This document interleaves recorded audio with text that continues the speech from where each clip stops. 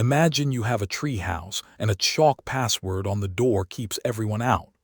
One sunny morning, the password is wiped clean and a stranger is already inside, eating your snacks. How did they guess your secret, and how do you ever feel safe again? So how did that stranger get in? Every door, every app, every game needs a way to ask, is it really you? That question is called authentication. Today most doors check just one thing, a password, and if that one thing leaks, the whole door swings wide open. Now that we know a door checks one thing, here's the problem. Passwords sneak out everywhere.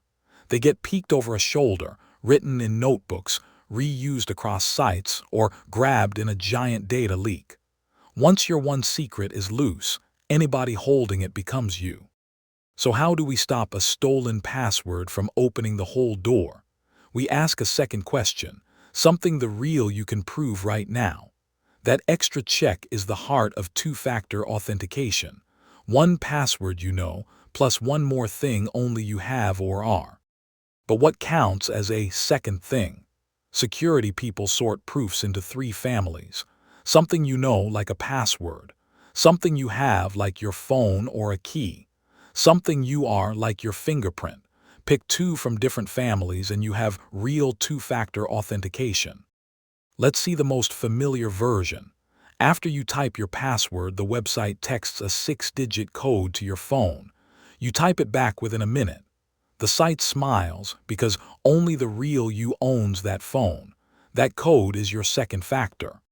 So those tiny SMS codes feel safe, but they wobble. Texts travel through phone networks anyone clever can listen on, and sneaky attackers can even trick a carrier into moving your number to their phone. If the code lands on the wrong device, the second factor is no second factor at all. Remember the wobble of SMS. Authenticator apps fix it. When you turn on 2FA, your phone and the website share a tiny secret recipe through a QR code. From then on, the app whips up fresh 6-digit codes every 30 seconds offline, with no text message anyone can snoop on along the way. Now that your phone shares a secret with the site can simply ask. A push notification pops up. Is this login really you in this city on this laptop? One tap on yes and you're in. One tap on no and the attacker is locked out instantly. But what if even your phone gets fooled? Then we use something even tougher, a tiny hardware key like a USB stick you carry on a keychain. You touch it to log in. The key proves it's truly there in your hand on your computer, right at that moment. What if you can't carry anything at all? Your body is already unique. A fingerprint scanner reads tiny loops nobody else has. A camera maps your face.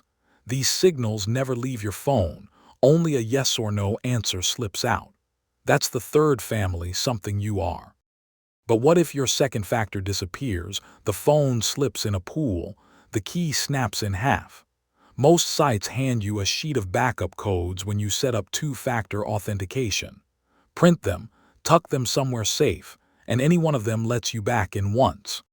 So is two-factor authentication unbreakable? Almost.